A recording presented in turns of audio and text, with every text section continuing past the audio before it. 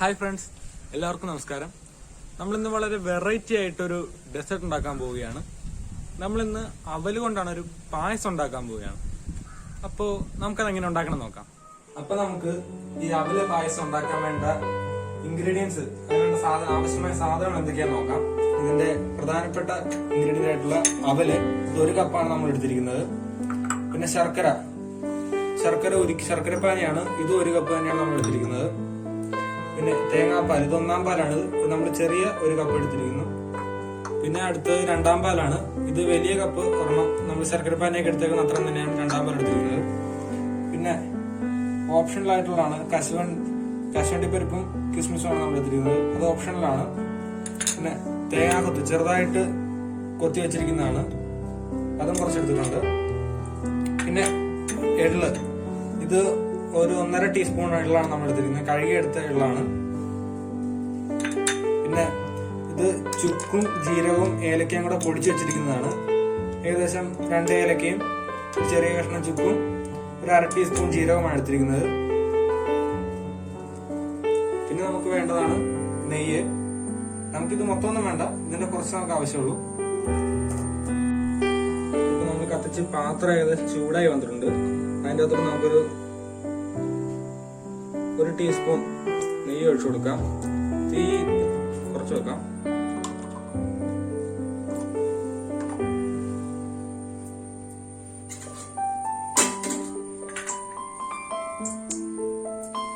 നെയ്യ് ഉരുകിയിട്ടുണ്ട്. നമുക്ക് അതിൻ്റെ അകത്തോട്ട് തേങ്ങാക്കൊത്ത് ചേർത്ത് കൊടുക്കാം.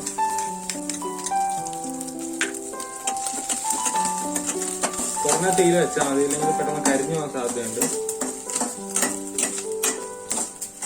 ഇനി ഇതിലേക്ക് നമുക്ക് കശുവണ്ടിപ്പരിപ്പ്,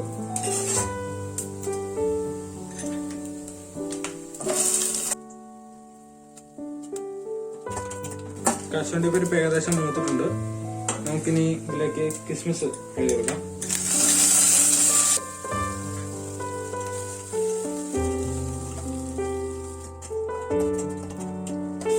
ഏകദേശം മൂത്ത് വന്നിട്ടുണ്ട്. നമുക്കിത് ഒരു ബൗളിലോട്ട് മാറ്റാം.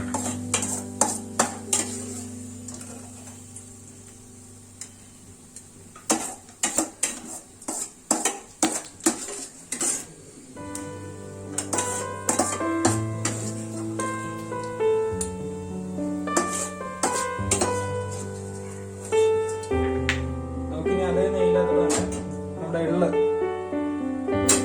ചൂടാക്കിയെടുക്കാം.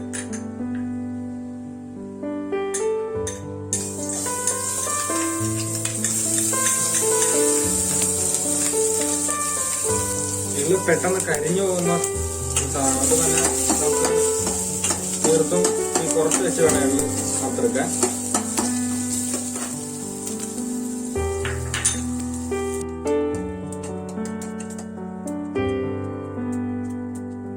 ഏകദേശം പൊട്ടിയെന്ന് പറഞ്ഞിട്ടുണ്ട്. നമുക്ക് ഈ പാത്രത്തോട്ട് മാറ്റാം.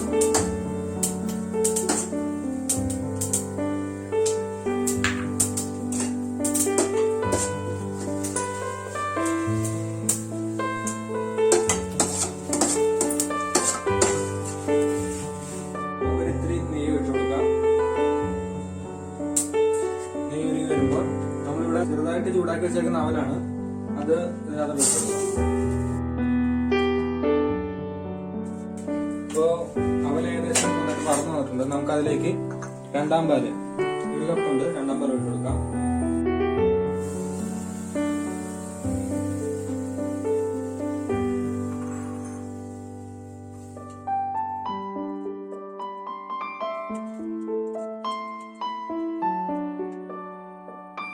അവലിപ്പോ ഏകദേശം വെന്ത് വന്നിട്ടുണ്ട്. നമുക്കിതിലേക്ക് ഇനി ശർക്കരപ്പാനി നമ്മൾ ഉരുക്കി വെച്ചിരിക്കുന്ന ശർക്കരപ്പാനി ഒഴിച്ചെടുക്കാം. ഇത് ഏകദേശം 250 ഗ്രാം ശർക്കര പാനിയാക്കിയതാണ്.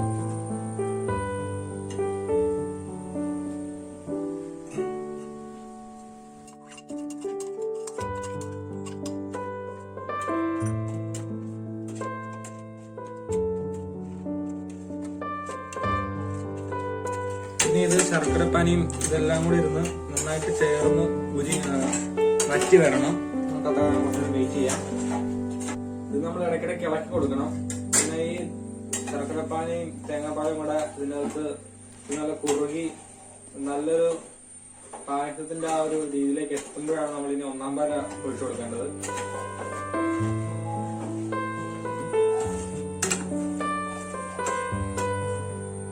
പിന്നെ എപ്പോഴും ഇത് പായസം ഉണ്ടാക്കാൻ നമ്മൾ ഒരിക്കലും ഹൈ ഫ്ലെയിമിൽ വെച്ച് പായസം ഉണ്ടാക്കരുത്. ഒരു മീഡിയം ഫ്ലെയിം, ഇല്ലെങ്കിൽ പായസത്തിന്റെ ആ ഒരു ശരിയായ ടേസ്റ്റ് നമുക്ക് കിട്ടത്തില്ല.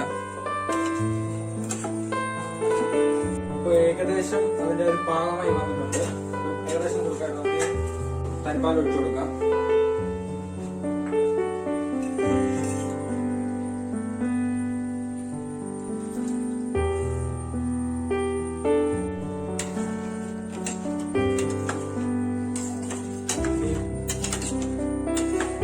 ഇതൊക്കെ നന്നായിട്ട് യോജിപ്പിച്ച് ഏകദേശം ആ ഒരു എണ്ണ തെളിഞ്ഞു വരണം.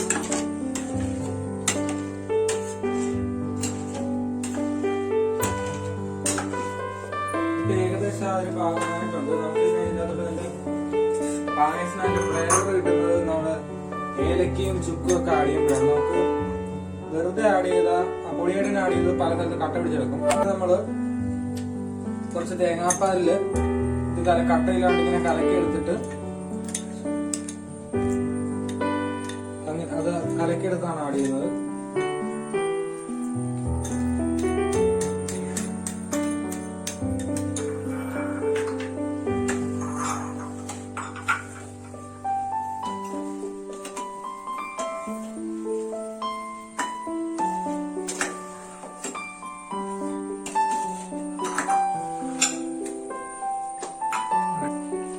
നമ്മളാ ഏലക്കയും ജീരകമൊക്കെ ചുക്കൊക്കെ ആഡ് ചെയ്ത് കഴിഞ്ഞപ്പോ നമുക്ക് പായസം നല്ലൊരു സ്മെല്ല് വരുന്നുണ്ട്.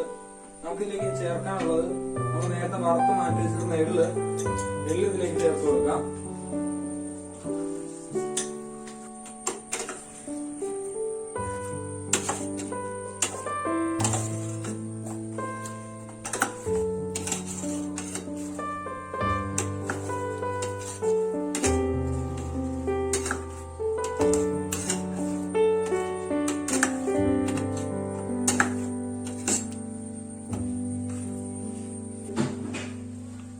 പിന്നെ ഇതിലേക്ക് നമ്മൾ നേരത്തെ വറുത്ത് മാറ്റി വെച്ചിരുന്ന തേങ്ങാക്കൊത്തും കിസ്മിസും ഒക്കെ കൂടെ ഉണ്ടാവും. കിസ്മിസും ആണ്. അണ്ടിപ്പരിപ്പ് ഞാനിത് മാറ്റി വെച്ചിട്ടുണ്ട്.